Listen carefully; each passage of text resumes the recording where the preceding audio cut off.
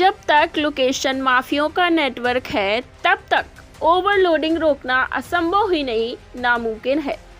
जनपद जालौन कालपी में क्षमता से 3 गुना अधिक बालू भरकर चल रहे ट्रकों से सड़कों का सत्यानाश हो रहा है। साथ ही राजस्व की भी भारी चोरी हो रही है। इसकी जानकारी तो आरटीओ, खनन विभाग, डीएम, एसडीएम, पुलिस सभी जानते हैं और जब मीडिया हो तो हल्ला करती है तब अधिकारी सक्रिय भी होते हैं पर ज़्यादा कुछ नहीं कर पाते क्योंकि अधिकारियों से अधिक सक्रिय लोकेशन माफिया हैं। आप जानते हैं कि ये लोकेशन माफिया नामक लुटेरे कितने सक्रिय हैं। इनका नेटवर्क इतना सक्रिय है कि सारी सरकारी मशीनरी इनके आगे बौनी है। कौन अधिकारी कहाँ है, कब घर से निकला, कब ऑफिस पहुंचा और कब ऑफिस से निकला और किस रोड पर निकला, पल पल की खबर इन महंगी 4 पहिया गाड़ियों में 4-5 मोबाइलों से लैस ये लोकेशन माफिया चमगादड़ को भी मात देते हैं और सारी रात ओवरलोडिंग ट्रकों को हर किलोमीटर पर चलने की सूचना देते हैं।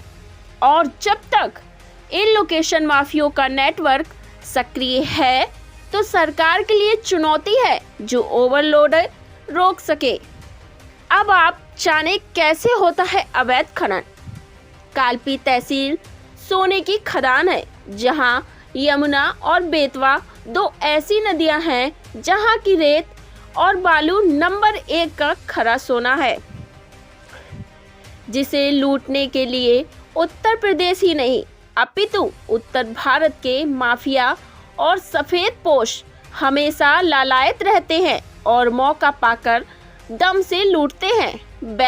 अवैध हर हथकंडे अपनाकर 24 घंटे इन नदियों का सीना चीर कर लूट मचाए हुए हैं।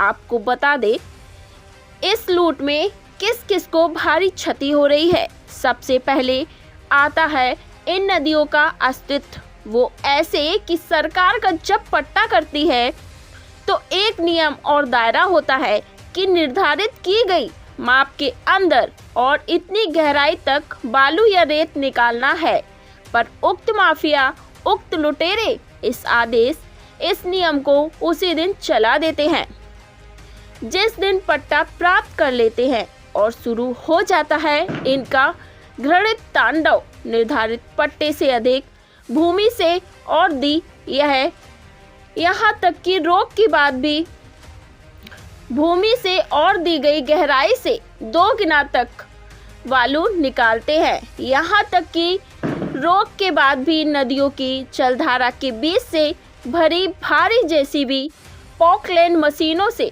नदियों का सीना छलनी करते हैं, जिसके चलते ये नदियाँ अपनी वास्तविक राह को ही त्यागने पर मजबूर हो जाती है और छोटे छोटे नालियों जैसी हो जाती हैं। ये तो बात हुई अवैध खनन की।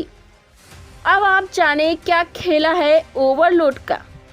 अब बात करते हैं ओवरलोड की, जिसका भी वजन तय होता है पर ऐसी की तैसी सरकारी आदेश की और इंतजामों की, जिनमें हर घाट पर धर्म कांटा लगवाए गए जिससे गुजर कर गाड़ी निकले, जिससे उसका वजन पता किया जा सके। पर मजाल है जो एक भी गाड़ी उस कांटे से गुजरे, और गुजरे भी तो कैसे जब निर्धारित मात्रा से 3 से 4 गुना अधिक माल भरा है। यहाँ बालू भरने वाले ट्रक चालक को एक प्रपत्र MM11 लेना जरूरी होता है, जिससे राजस्व वसूला जाता है। वो भी आधे से अधिक गाड़ियां नहीं लेती, जो राजस्व का भारी नुकसान और सरकारी धन की भारी चोरी है। वहीं क्षमता से 3-4 गुना वजन ले जा रहे ट्रक अच्छी खासी सड़कों को मात्र 4-6 महीने में खंडहर कर देते हैं। आरोप किसी पर लगा सकते हैं और अधिकांश आरोप सत्य भी है, चाहे सफेद पोश हो या सरकारी अधिकारी। इस लूट में सबकी भागीदारी, सबका हिस्सा होता है और समय पर ईमानदारी के साथ सबका हिस्सा पहुंचता है। तभी तो यह लूट होती रही है, हो रही है और होती रहेगी। ऐसा नहीं कि इन पर कार्रवाई नहीं होती। जब कुछ पत्रकार हो हल्ला करते हैं तब कुछ होता है और अधिकारी अपनी वाहवाही के लिए 10-20 चालान ठोक देते हैं। बाकी सत्य कहें तो कुछ पत्रकार भी इस बहती गंगा में गोता लगा रहे हैं। आप देख रहे हैं न्यूज़ 92 से अनुराग पंडित के साथ मनोज पांडे की खास रिपोर्ट।